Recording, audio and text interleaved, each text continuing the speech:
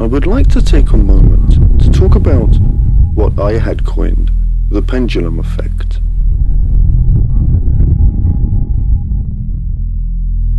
Now, I'm not a social or political analyst. These are merely the musings of a regular person, made through observation over a period of time. And with a quick burst of research into this idea, I find that I am by far not the first person to arrive to these conclusions. But I find the idea fascinating nonetheless, and felt the need to address it. It seems to me that the world moves with an almost rhythmic frequency. Each and everything moves to the rhythm of its own pulse. The seasons swing from winter to summer. The tides shift in and then out with the moon. That takes 27 days to complete its orbit of Earth. Over an extended period, the very temperature of the planet dips and falls into what we would call an ice age, and then warms to a period such as we live now. The Sun itself has a cycle of increased and decreased activity of 11 years. We can also see some very interesting cycles perforated through the facets of humanity, historically, sociologically, and even economically. With works such as The Fate of Empires by Sir John Glubb, we find that the general lifespan of an empire is roughly 250 years. With predictable stages of birth, development, and entropy that spell its inevitable fate as this chart shows. These stages can be boiled down to 6 categories: the age of pioneers, the age of conquests, the age of commerce, the age of affluence, the age of intellect, and finally, the age of decadence. The latter of which deems itself especially poignant at this current time, as there are compelling parallels between the last stage of an empire's life and the current state of affairs that we see in the United States of America. A country which, born in 1776 with the Declaration of Independence, is currently 240 years old. But that is a subject for another video. The subject of this video is the pendulum. You see, despite these cycles, there seems to be another process at play. Not so much a cycle, but more a swinging from one side to the other. This effect is particularly apparent in two-party systems. For example, in the United Kingdom, where I am from, although there are numerous political parties, roughly 39, we have, for the better part, a two-party system. The Conservatives and New Labour. And since 1945, you can see a pattern in the ruling party of governance. The seat of power seems to swing between the two parties for what appears to be equal measures of time, almost balancing out, and on some occasions, even correcting itself. This very same effect can be seen in American politics.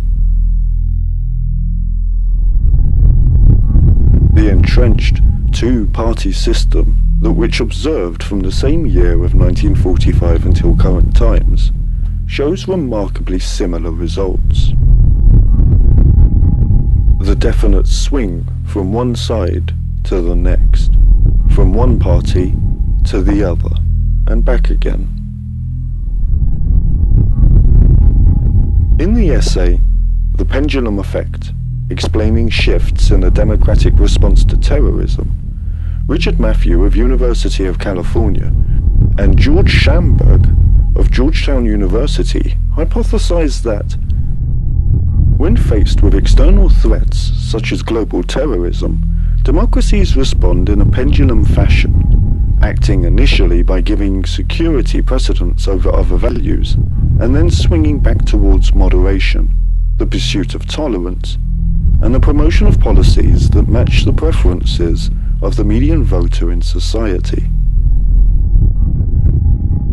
This observation is substantiated in how the American consciousness reacted after the tragic events of 9/11, bolstering an emphasis on security and defense.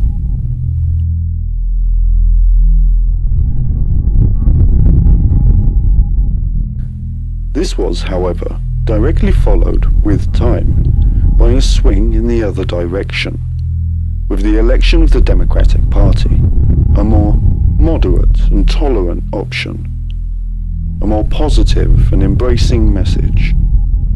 The pendulum had swung from the side of fear and security to the side of hope and change.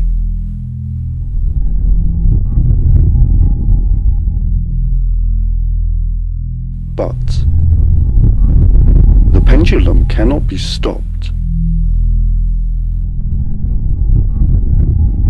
After a period of seemingly peaceful time, terrorist events have begun to occur in a more and more frequent basis in the Western world. Slowly, the appeal of hope and moderation is losing its grip on the now heavy pendulum, and the once peaceful and accepting people are beginning to question their security. And the pendulum begins its inevitable swing back. In Europe, we can see the rise of the right-wing sentiment, with parties poised to take control in each country's separate elections. We see this also perhaps reflected in the United Kingdom's decision to leave the European Union, but more specifically, we can see the pendulum working in America. Here, we see two very different messages. One says to keep the borders open. The other says to close the borders for a limited period. And with every terrorist event that happens in the Western world, it becomes more apparent which way the pendulum is swinging.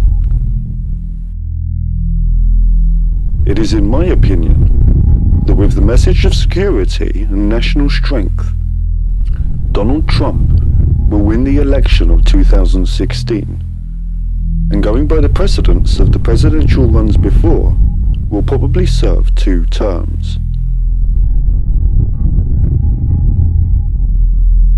For some of you watching this video, this is good news. But for those of you that shudder at the very thought of this, Matthew and Schamberg do elucidate on points worth reflecting upon. They say, variation in public support for the president and for US policy following recent terrorist events support a historic pattern of pendulum-like policy shifts in democracies. Public opinion can be mobilized quickly against external threats in ways that produce dramatic shifts in policy. But parochial concerns soon re-emerge, and as they do, collective action problems undercut the unified push away from the middle, and the pendulum swings back from the extreme towards the preferences that reflect those of the median voter in society.